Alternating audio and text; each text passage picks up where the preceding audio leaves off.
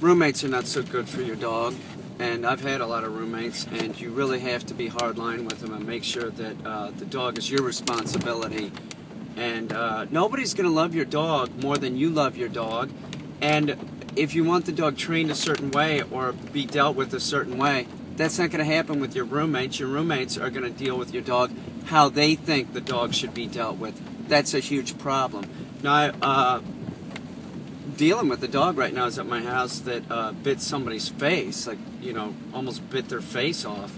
So what had happened is the roommate got in the dog's face. That provokes the dog. Most animals don't like another face in their face.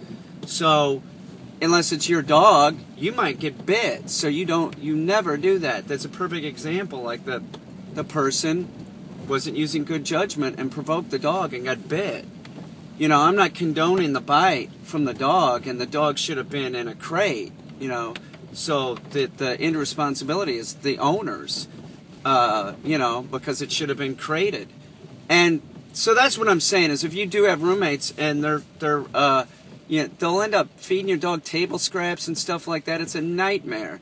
Just put the dog in your room, crate the dog, and tell the people, really, it's my responsibility. Just don't take it out. And that's another thing. If the roommates start taking the dog out, the dog's going to expect it, right? It's going to create this really bad energy.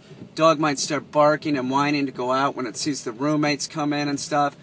Make the dog understand that you're the one that's going to be taking it out, you know, or, you know, you hire a dog walker, something like that. But really, I hate saying this, and I've said it some other times, and I've had roommates that have dealt with my dogs, and I only have one that was really conscientious about that, and that's David Ford of Kansas City.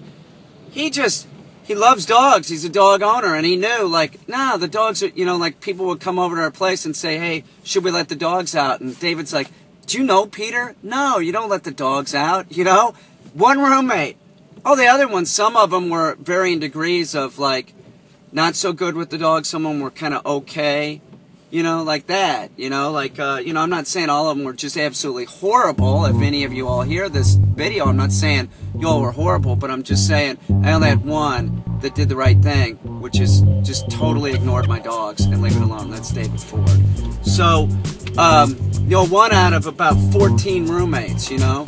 So, keep that in mind, man. If you're really trying to gain control of your dog is going to be influenced by everything that surrounds it, including yourself and your roommates, you know?